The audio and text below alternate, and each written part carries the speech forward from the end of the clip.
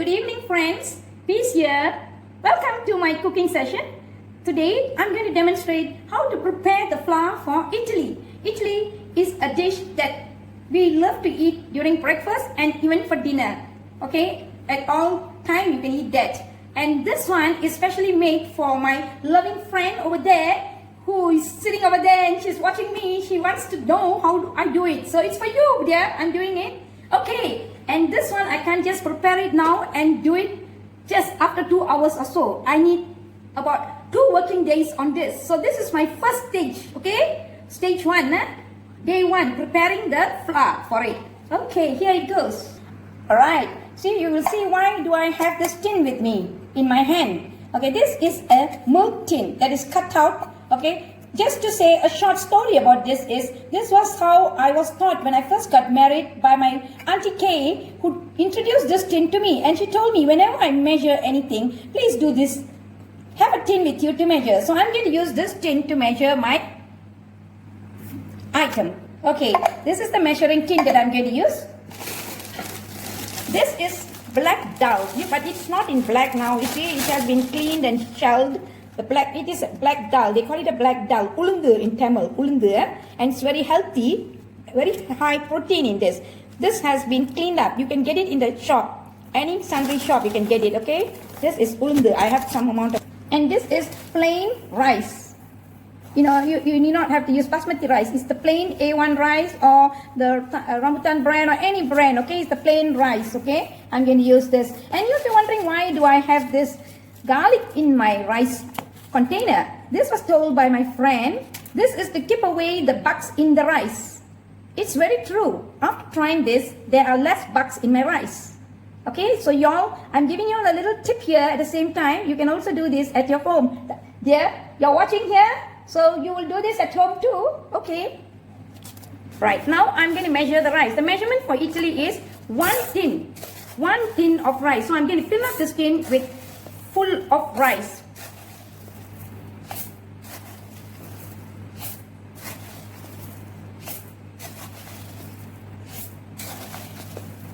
One tin full.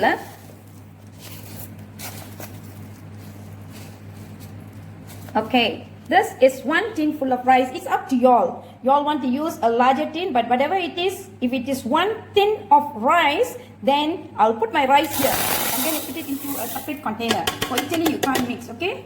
And now,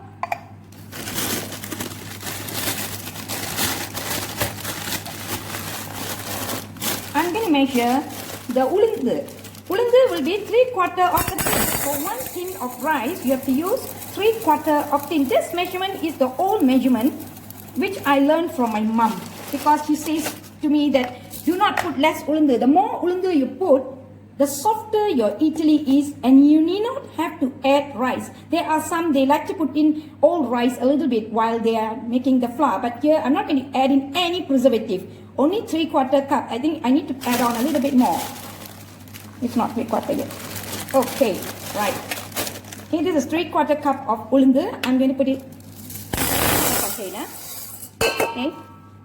So, what I'm going to do now is, this for idli, you cannot mix both the ulundu and the rice together to soak. You have to soak it separately. So now I'm going to the basin to fill up water. Okay, I'm filling up some water. Okay, you don't need to wash, you just fill up water. Right. I did not wash the rice and the ulundus. You need not have to wash it, you just soak it like that. Okay, I'm going to close it now, and this has to be overnight. Tomorrow morning, I'm going to do the processing of the flour. So I'll meet you all tomorrow morning. See you. Peace here. Please don't forget to follow me tomorrow morning to see the second part of my video on making of idli. Bye. I'm going to open my idli rice and the ulundu which I prepared yesterday, as I've told you. Okay, see, it has soaked very well. You can see the bubbles, you see, that means it has already soaked and marinated well, and together with the rice. What I'm going to do is, I'm not going to throw away the rice water. I'm going to remove this water and keep it separately in a different cup. What I'm going to do is, this is the rice that I soaked yesterday for the idli. So what I'm going to do now is, I'm going to pour the rice water and keep it here. And I will tell you the reason why. This is not for today's purpose. For what purpose do I make use of this? Okay, I'll let you all know in my next video. Alright, I'll keep away this in the fridge. The rice that I removed the water, the first water which I soaked with, I've already removed. And this is the ulundu.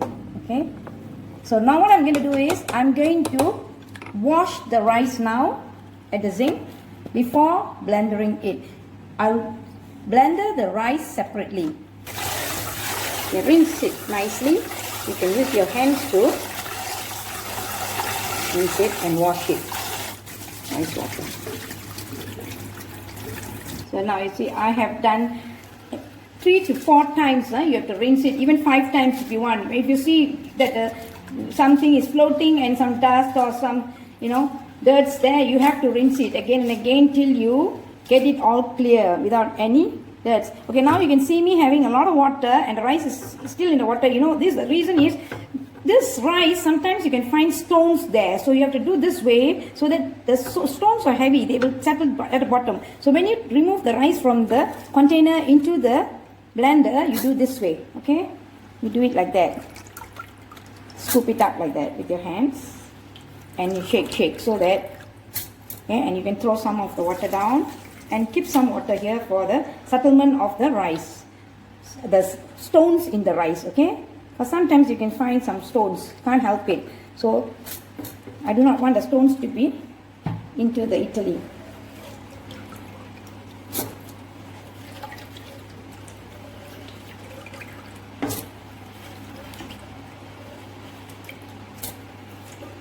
So as the rice gets little, you just pour off the water and you can see, So I'll do it this way so that I can see whether there is anything at the bottom settles, then I can take and throw it away. So far there's nothing, there's no stones there. You can see that, so that's it.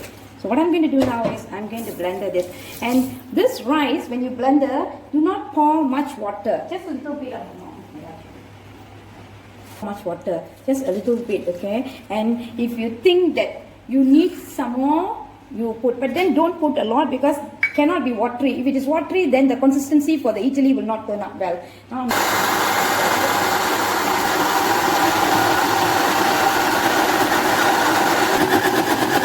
Okay, now I will off it to open and to scoop up all the edges and put it inside. And I will see that if there is not enough water, I'll pour a little bit more. Okay. But must be careful with our pouring of water into the idli flour.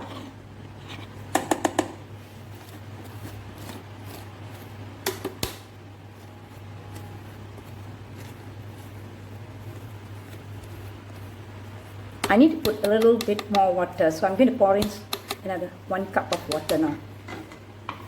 Okay, I'm going to pour in 1 more cup of water. So in total I've poured 2 cups already.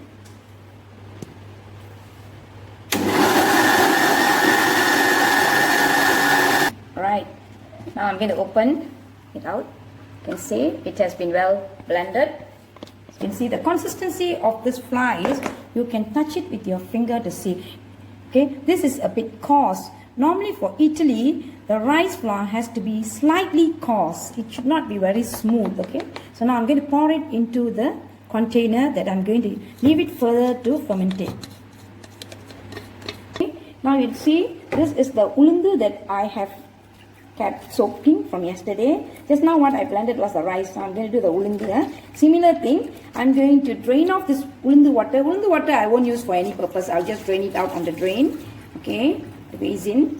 And I'm going to pour this into a larger container so that I need more space to wash the ulundu. Similarly, what you did for the rice, you have to wash this ulundu as well several times. So I'm going to wash it several times, rinse and rinse and rinse until the dirt and the dust in the ulundu is gone. And pour off the water. You can see the water is milky. Until the water becomes clear, you have to wash. That means there are still some dust there. Okay, I'll show you all. Squeeze and wash because in between there might be some dust and dirt there. Okay. Water, you see the water is milky. So You drain off this water and you need to drink some more. So now you can see the dal, that ulundu, you can see it clearly from the water. The milkiness has gone. So now what I'm going to do is I'm going to put the ulundu into the blender. Similarly, what I did for the rice, I'm going to strain it up and scoop it out like this to avoid any sand below it.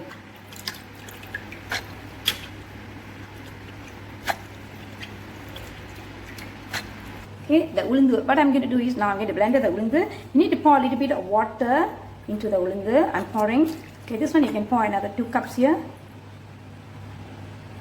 2 small cups of water inside, and put in some amount of salt. Do not put too much of salt. You only either put salt for the rice when you are blending or the ulundu. Either one only you put salt.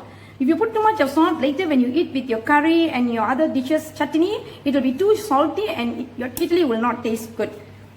Over salt then. So now I'm going to blender it. But before that, I just want to let you know one tip here. Okay, I'm not using any rice. Sometimes people like to use overnight rice, little bit of rice to fermentate the idli faster. But here, I'm not using any rice because the tip here is I've used quite an amount of ulundu here. 3/4 tin of ulundu to 1 tin of rice. So the ulundu will help to fermentate. And another thing is that I've already soaked it overnight. So that means it is good enough already. And if I were to put in some amount of rice, that means a little scoop of rice, 1 scoop of rice or either 1 tablespoon of rice and blender it, that means I can't keep my mixture for few days. Like this mixture, I can keep it for at least 1 week in the fridge and take it out to do my idli. It will not get sour, okay?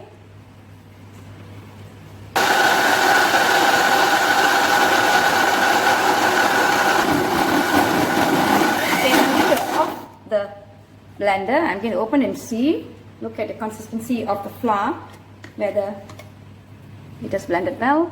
Okay, to me, I feel that I need to put another 1 more cup of water in because you see, it needs to blend a bit more. The ulundu has to be very smooth, okay, not like that rice. So I'm going to pour in another cup of water, 1 more cup of water. Be careful when you pour water always, you see. Do not pour too much, then your idli will not be good. It will be more watery and it won't taste good. What I'm going to do now is, you see, I'm going to pour the ulundu mixture into the rice now. Okay.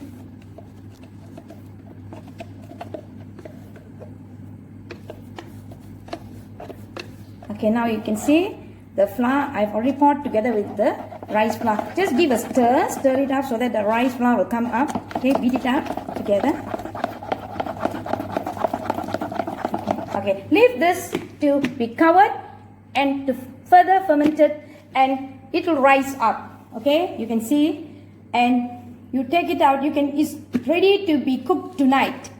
I'm doing this in the morning, so in the night you can have beautiful idli. See you on the 3rd session part of this idli making. This is the 2nd part of it.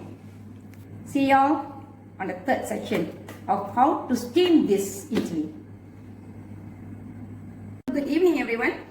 Today I'm going to show the making of idli. This is the 3rd part of it. Okay, here it goes. See the flour?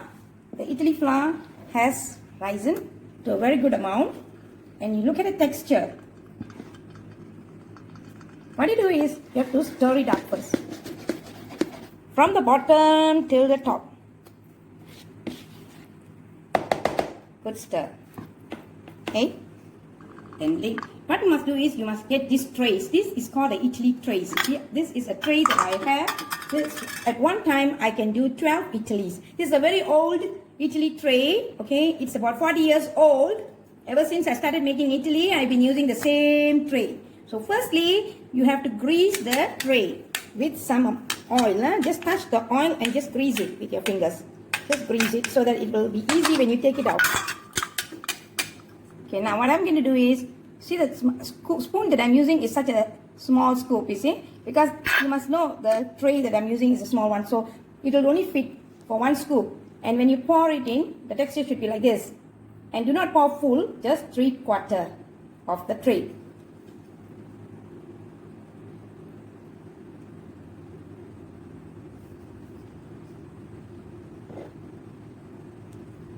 I've already filled my trays. Now what I'm going to do is I'm going to use this locker to lock up all, stack them up now. The bottom tray has got stand. You can see that there is 4 stand where you can place it on the steamer. And the next one goes on top. It's like this. And the other one. Okay.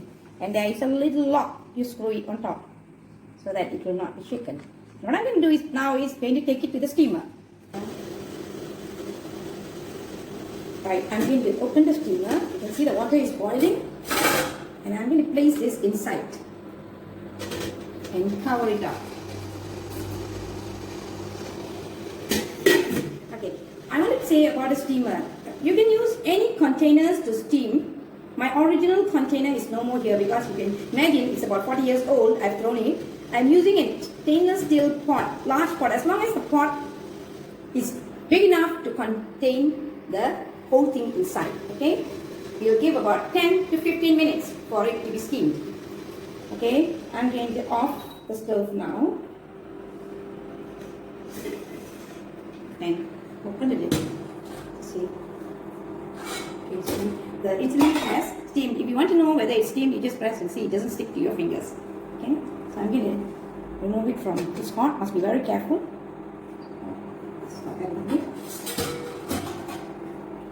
I'm going to sprinkle some water so that, to get rid of the hotness, heat on it. Okay, now I'm going to scoop it out now. This is how you remove it from the tray. Just use a little spoon and go round. It'll come up and you just leave it in the container. Okay.